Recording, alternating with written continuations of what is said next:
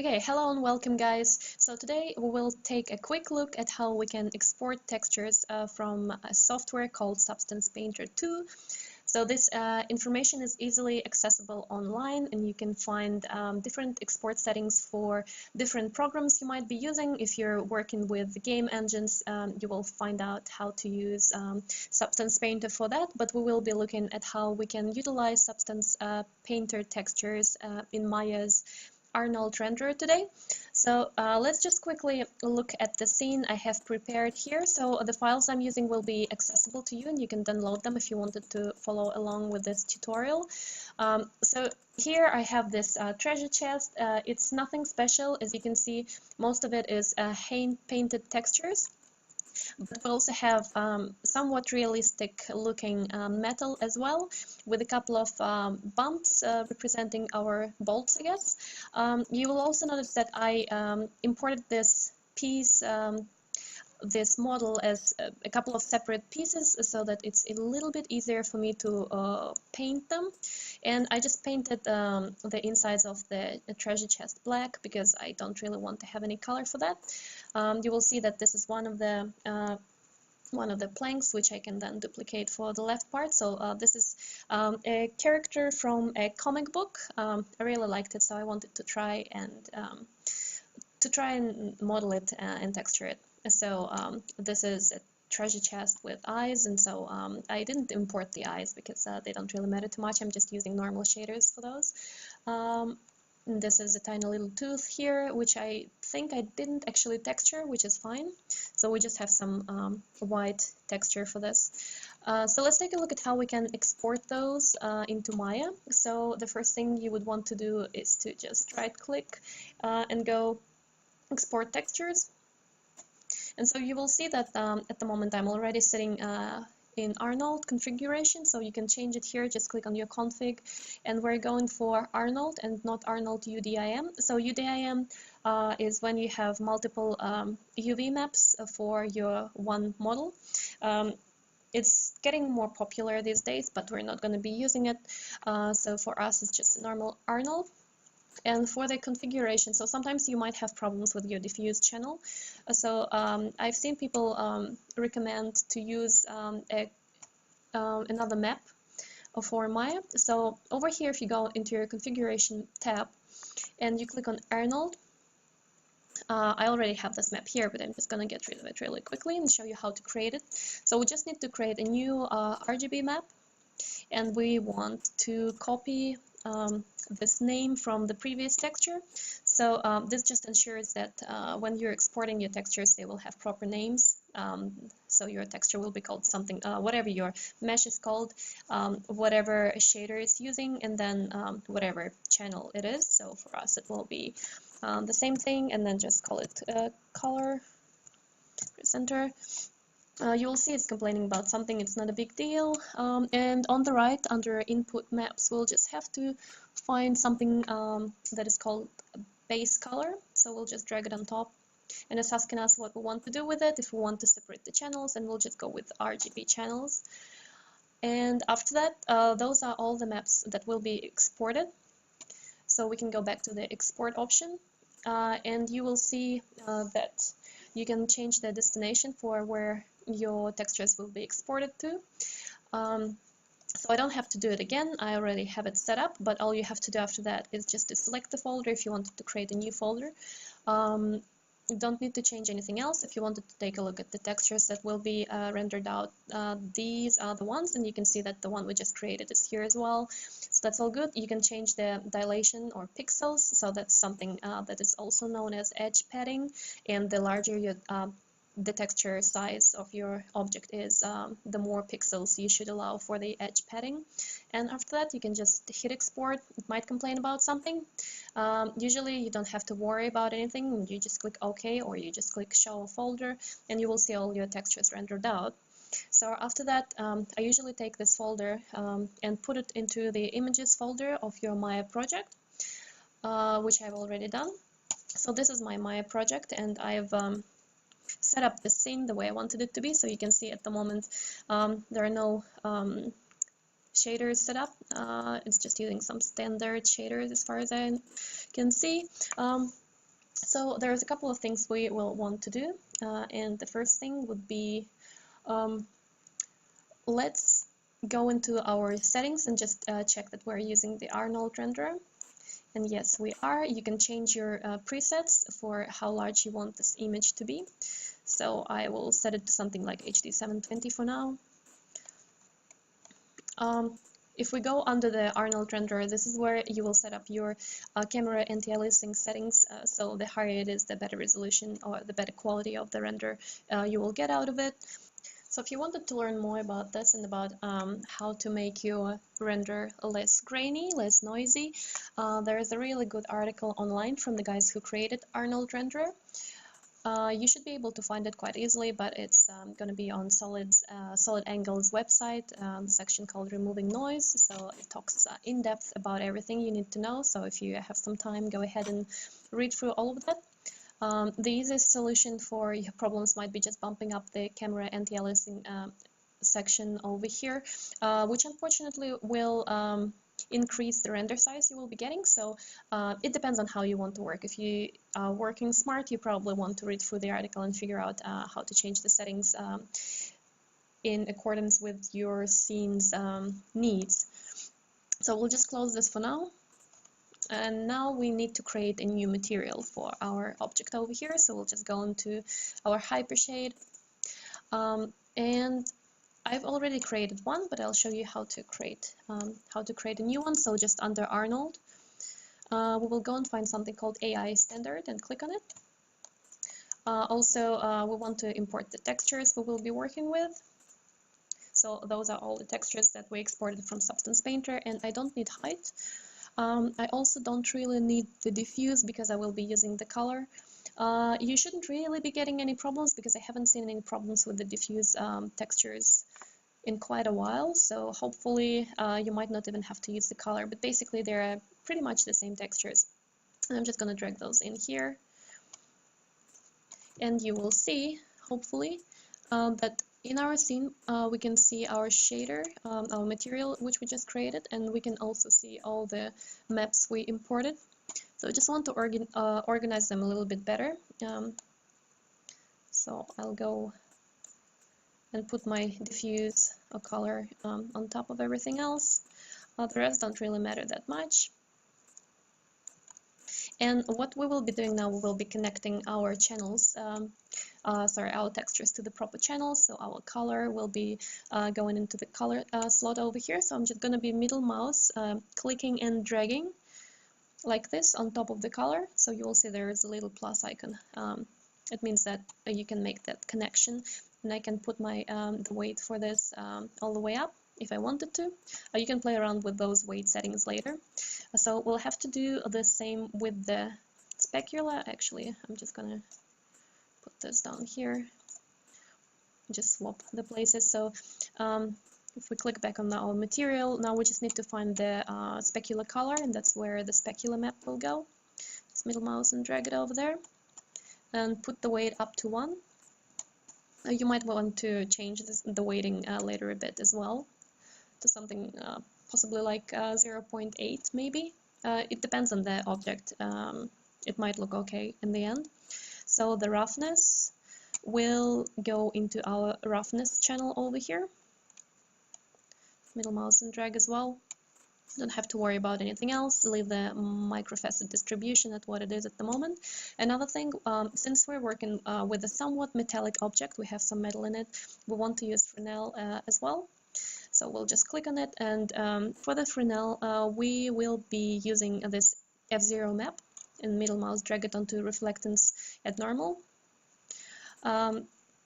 And the only thing left to set up is our normal map, which will go into the bump mapping channel.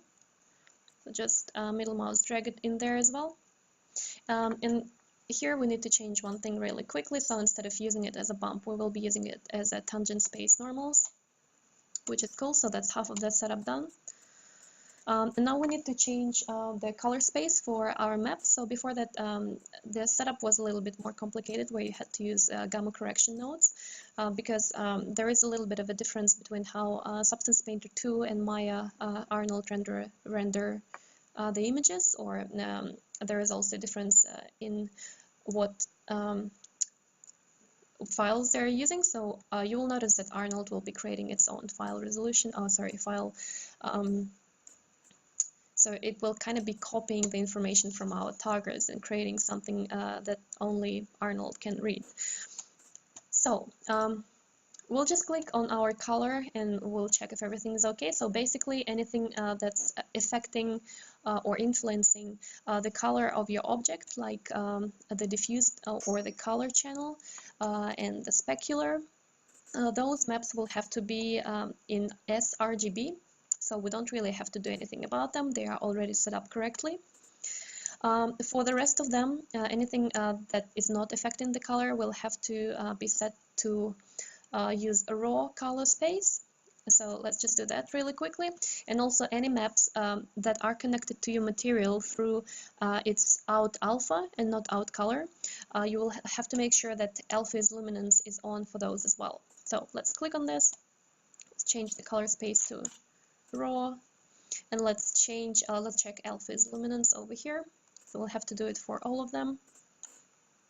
Set it to raw, alpha is luminance. Same with this one. Raw, alpha is luminance is already on for our bump map or normal map. One thing with the normal map as well, we will have to change something else for it. By default, Maya is doing something a little bit crazy. So if we click on it and we go into our attribute editor, yeah, so we'll have to click on the bump 2D node and find the Arnold section in it, and just make sure that you're not using flip R or flip G channel. Sometimes people recommend turning off use derivatives. If you are experiencing some problems with your normal maps, try it out. I haven't noticed anything bad with mine so far, so I'm just going to keep it on. And that's pretty much our setup done. So all we have to do now is to apply the new material to our model. Go right click and assign material to selection. You will notice that you won't really be able to see any changes even if you go into your 6 mode, or sometimes it works like in this case. You'll see that it's quite shiny. And we're using our viewport 2.0, but sometimes with Arnold materials you will notice that it's not actually giving you anything on the screen, and you might have to switch to another renderer just over here. But that's just a preview, so you don't really have to worry about it that much. So we also want to create an environment for this, just to get a little bit of nice reflections happening for the metallic parts. So for that, we'll go under Arnold and our lights. We'll find the sky dome light. And for the color, we'll just plug in an HDR map. And we will still want from Substance Painter, just for now. So usually you can find those maps under in this folder. So it will be in your program files, logarithmic, Substance Painter, resources, shelf, logarithmic, environments, and exterior. Or of course any of the other ones, but their default one is Panorama HDR, so we'll just open this one up. And it has created a sky dome for us. For the intensity, you can leave it as it is for now. You might want to bump up the resolution to 2000 or 3000, so it will ensure that you're getting less grain.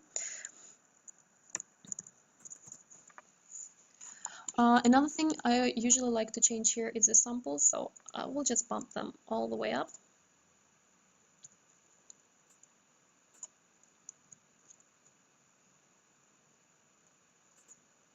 Cool, I'm starting to feel a little bit of lag in the scene already, but hopefully your computers are a little bit more powerful compared to what I have. I want to turn on my resolution gate now just to see what my render will look like.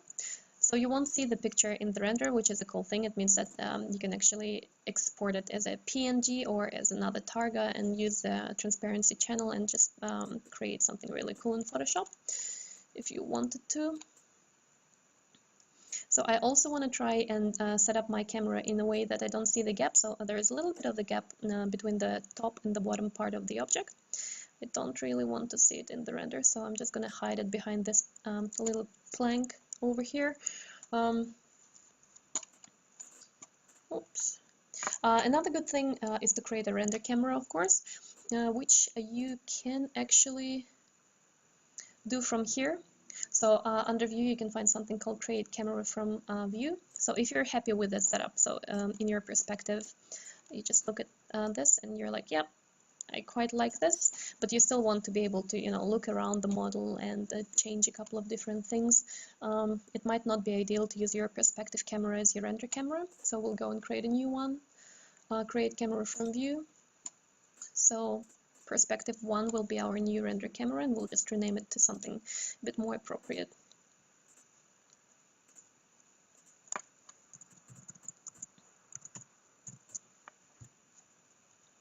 Cool, so now we just need to change this in our render settings as well.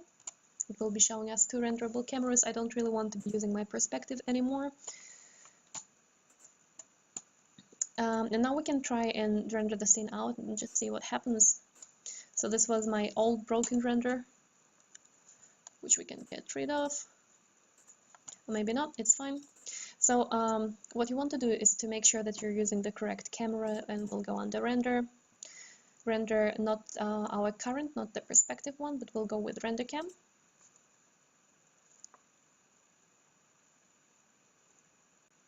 And as you can see, it's reading the TJs and it's converting them to Arnold's special one, which is, I think, .tx.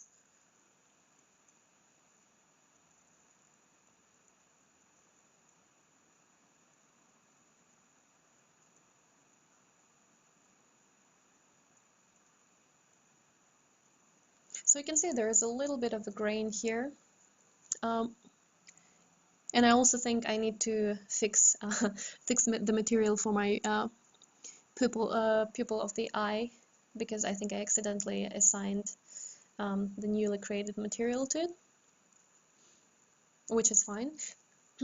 So another thing for a scene like this, you might want to set up a directional light as well, and just figure out where the light is coming from in the image. So you will just have to kind of look around the sky dome and see where the light source is, and then try and replicate it with your directional light. I'm just gonna pause here and show you the final result. Cool, so this is our final result. Just a little bit grainy, so you can go ahead and bump up your resolution on the image.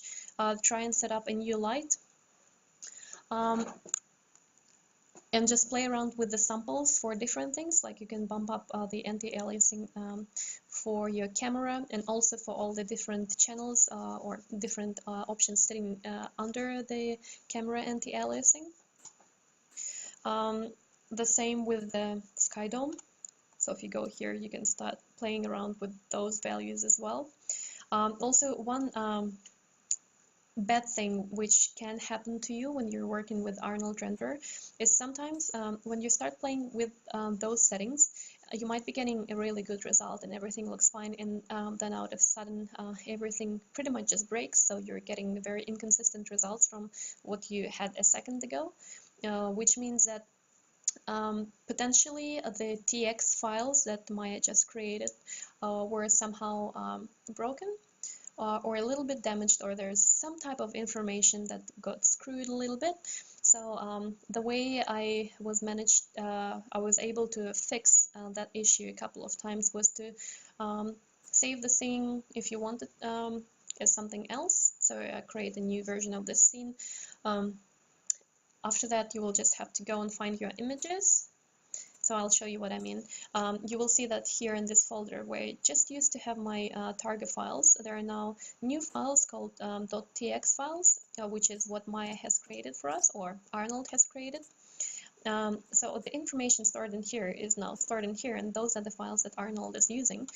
So the way I was able to fix this issue a couple of times was just to save that scene as a new scene, close Maya so that it doesn't complain about anything, delete those files, open Maya's file, Maya again, open your scene again, and just re-render and see if it gives you your proper colors, the result you were expecting back, because usually that will fix the issue.